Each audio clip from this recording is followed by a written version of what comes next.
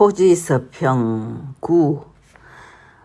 서희와 길상이 결혼을 하고 부부가 된 지도 5년, 아들을 잇따라 둘씩이나 낳았는데요. 한국이 영국이 탐스럽게 자라고 있을 동안 서희는 조선으로 귀국할 자비를 차곡차곡 하고 있습니다. 그동안 조중구는 어찌 되었을까요? 먼 친척 아지매인 윤씨 부인이 죽은 지 10여 년이 지났을 무렵 그의 찌그러져 있던 인생도 빛을 본 지도 아마 오래전 일입니다. 운 좋게도 그는 자기 것도 아닌 만석 살림을 움켜쥐고 마음껏 유린하며 부자의 반열에 올라 온갖 호사를 누렸지요. 돈이 있는데 무슨 짓인들 못할까요? 친일파가 되어 그들의 근세를 등에 업고 동네 안에서 악행을 거듭했던 그는 자기 못지않게 악랄한 홍씨 부인과도 사이가 멀어지고 기생첩을 거느리고 음욕을 채우며 희희낙낙했는데요. 마침내 신여성까지 얻어 정식 혼인식을 올립니다. 평사리엔 장애인 아들 병수를 놔두고 서울에 올라온 그는 그동안 금광을 한답시며 재산을 탕진하기 시작했었지요. 서희는 용정에서 자리를 잡자 공노인을 조선에 파견해가며 조중구에 대한 복수를 시작하는데요. 여우처럼 재빠르고 뱀처럼 지혜로운 공노인은 노련하고 거침없는 자세로 서희의 복수에 가담하지요. 그의 뒤엔 용정서 안 상현이 있었고요. 상현의 뒤엔 서희동과 항태수, 임명빈과 그의 아버지 임력관, 그리고 기생 기화가 있었지요. 알고 보면 이 모든 사람들은 서로 얽혀 있건만 조중구는 철저하게 혼자였지요. 아기는 원래 자신의 곁에 믿을 만한 사람이 없고 기껏해야 자신과 비슷한 악인이 어울리게 될 뿐인데요. 악은 악에게 이끌리고 선은 선에게 이끌리는 건 말고불변의 진리니까요. 불의한 재산은 불의한 방법으로 사라진다는 것 또한 망고불변의 진리지요. 건강에 미친 조중구는 돈이 필요할 때마다 허겁지겁 부채를 빌리는데요. 땅 문서며 논문서, 반문서까지 공노인을 통해 서희 소나기로 돌아가지요. 자기 빼고 모두들 한통속이 된 걸 모르는 조중구는 온갖 허풍과 거드름을 피우며 자신의 탐욕을 위해 서슴없이 성부수를 날리는데요. 악인이 망해가는 꼴을 보면서 재미를 느낀 공노인은 나중엔 그 지리산에서 만난 구천이 즉 환희에게 까지 도사로 둔갑시켜서 조중구 앞에 등장시키기까지 합니다. 원래 공노인은 약초꾼으로 전국을 떠돌다가 만주까지 섭렵한 후 용정에서 자리 잡고 객주집과 거강꾼을 겸하다가 조카 월선을 통해 서희 일행을 만났는데요. 자식이 없었고 돈은 있는데 외로웠던 그는 서희며 길상이며 홍이며 용이 등에게 마음을 주고 있었지요. 바람잡아 오랜 세월 유랑을 했을 망정 고국산천을 사랑하고 일제를 정오했던 그는 김두수 같은 밀정을 미워했고 친일파 악인 조중구 또한 미워했지요. 그래서 서희의 하수인이 된 것이지요. 이 사실을 까맣게 모른 조중구는 마음껏 까불며 탐욕의 길을 걷다가 서서히 망해가는 것이지요. 토지에서 악인의 그 악행을 용서치 않는 하늘의 질서를 작가는 섬세하고 강렬한 필치로 그려나가고 있습니다. 이 소설에서 대표적인 악인 두 사람을 꼽는다면 단연코 조중구와 김두수인데요. 자신의 이익을 위해서는 수단과 방법을 가리지 않는다는 점에서 둘은 닮았지만 좀 더 잔인한 면모를 보이는 인간은 김두수지요. 그는 용정이며 연해주 할빈이며 상해 해령까지 누비며 마치 살갱이가 야수의 발을 내밀어 주위를 소토화시키며 살육을 감행하듯 만나는 모든 사람을 이용하여 이용하고 해코지하면서 살아갑니다. 웃기는 건 그런 그에게도 사랑의 대상이 있다는 것. 신금녀라는 조선족 여자에게 흠뻑 빠진 그는 그녀를 소나기에 넣기 위해 혈안인데요. 그 과정에서 금녀의 연인 윤이병이라는 시골학교 교사를 살해하기도 합니다. 금녀는 가난한 집 딸로 만고풍상을 겪지만 근본이 나쁘지 않은 양질의 여자이기도 한데요. 김두수를 진절이 나게 싫어하는 그녀는 도표의 과정 중에서 만난 애국지사들과 손을 잡게 됩니다. 애국지사이며 독립투사이기도 한 영웅적인 남자들, 장인걸, 송장한, 김재현, 금필흥 등은 서로 함께 혹은 뿔뿔이 흩어지며 애족하는 사람들인데요. 그들은 연추의 이동진과도 연이 닿고 결국 서희 남편 김길상과도 연이 닿게 됩니다. 길상은 사실 국내에서 이 어병에 가담하기까지 한 이력이 있지만 그래서 서희를 끌고 용정에 피신해 오기까지 했지만 그다지 애국자인 척하는 사나이가 아닙니다. 이런저런 사람들을 용정에서 행세하는 송장한을 통해 만나다 보니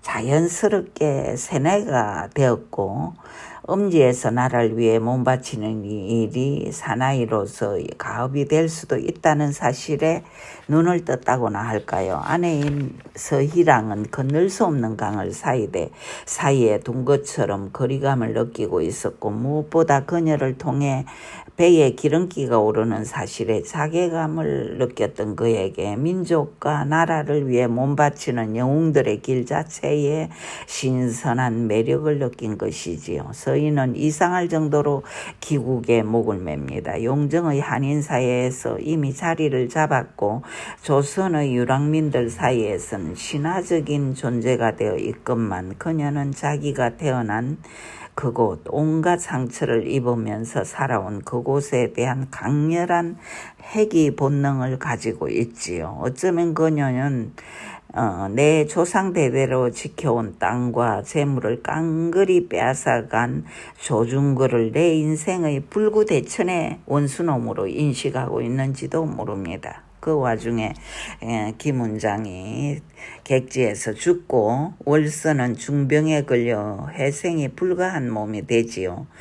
평생이 탄식과 그리움과 한으로 점철된 무당의 딸 월서는 용이 퉁포슬로 건너간 후 겨울이면 산판에 들어가 돈을 벌어 조금씩이라도 나눠주며 지아비 구실을 할 점 홍이도 언제 자라서 생모인 이민애보다 더 따르며 온갖 효성을 다하고 있건만 끝내 눈을 감고 맙니다. 위암이었지요. 그때만 해도 위암은 다 죽었으니까요. 산판에서 돌아와 깊은 슬픔에 빠진 용이의 품속에서 그들의 마지막 대화가 가슴을 저리게 합니다. 임자, 내 몸이 찹제 아니요.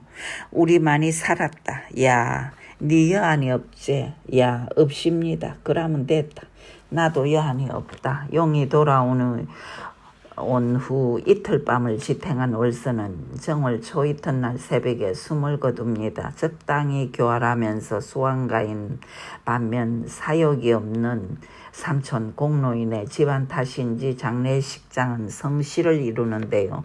길서상해의 서희가 문상에 온 것은 의외의 일로 사람들을 놀라게 합니다. 살아생전의 윤씨 부인이 무당 월선네를 아끼고 돌보았듯이 서희 역시 국밥집 월선에게 깊은 애정을 보였는데요. 신분이 다른 용이에게 맞절까지 하는 파격을 보입니다. 그녀에게 신분은 이제 이미 하잘것없는 과거의 잔재로 남아가는 것일까요?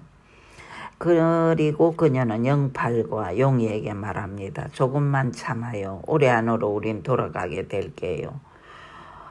고국 산천으로 가겠다는 그 회귀 본능을 이미 만천하에 알린 것이라고나 할까요? 월선의 장례식이 끝나자 월선이 홍이 위에 쓰라며 길상하게 맡기고 간 거금 때문에 또 한바탕 난리가 납니다.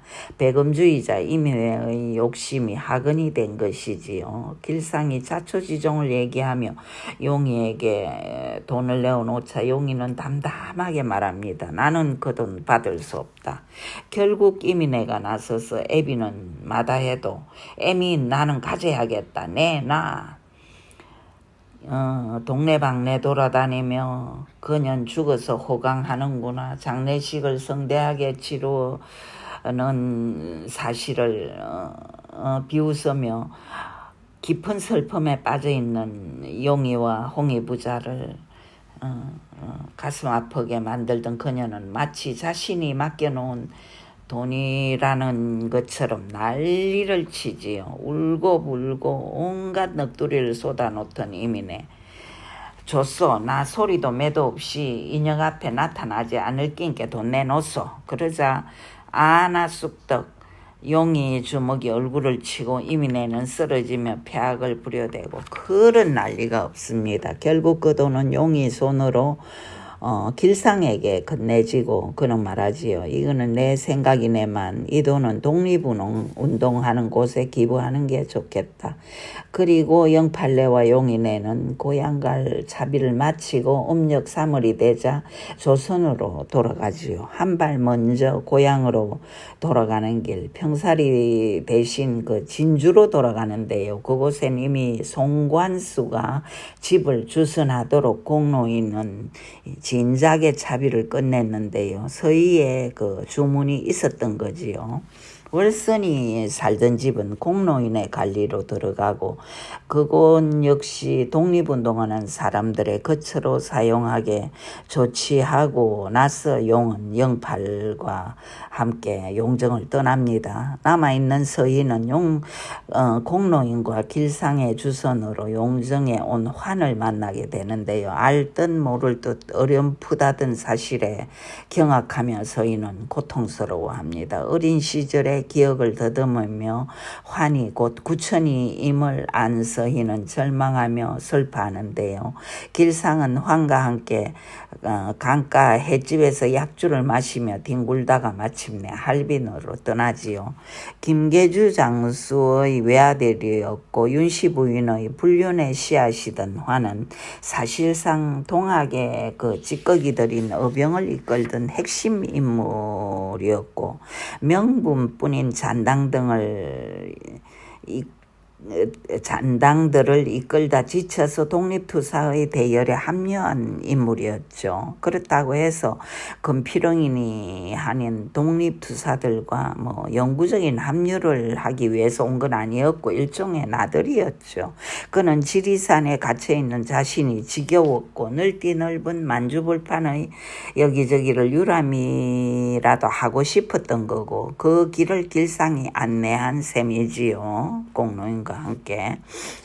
길상은 그렇게 여러 사람들과 교류하면서 나름 서희와 두 자식에게서 멀어질 생각을 굳히는데요. 가족들의 기국에 동행하지 않겠다는 결심인 거지요. 남편 길상의 이런 마음을 눈치챘지만 이미 말릴 수도 없는 일, 말린다고 되는 일도 아니었지요.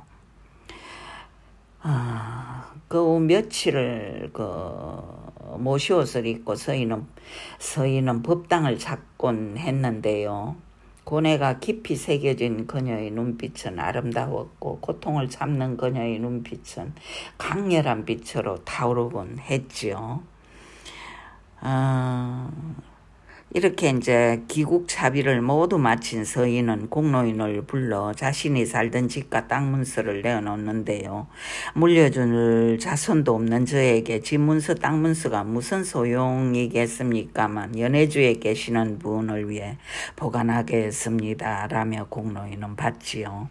이 집은 일하는 분들 숙소로 삼겠습니다. 땅도 역시 그분들 소용에 따라서 서여질 것이고요. 이 늙은 것도 태어난 강산을 잊지 못하니까요 라는 말을 덧붙이는 공로인. 결국 길상한 그곳에 남고 서희는 가슴속 깊은 곳으로부터 피눈물을 뿌리며 두 아들과 안자라는 몸종 그리고 두 아들을 돌보던 유모를 데리고 고국으로 떠납니다. 두 대의 마차가 조선을 향해 떠날 때 끝내 길상한 모습을 드러내지 않지요. 오늘은 여기까지 합니다. 들어주셔서 감사합니다. 다음번에는 토지 아닌 다른 작품으로 여러분을 뵙겠습니다.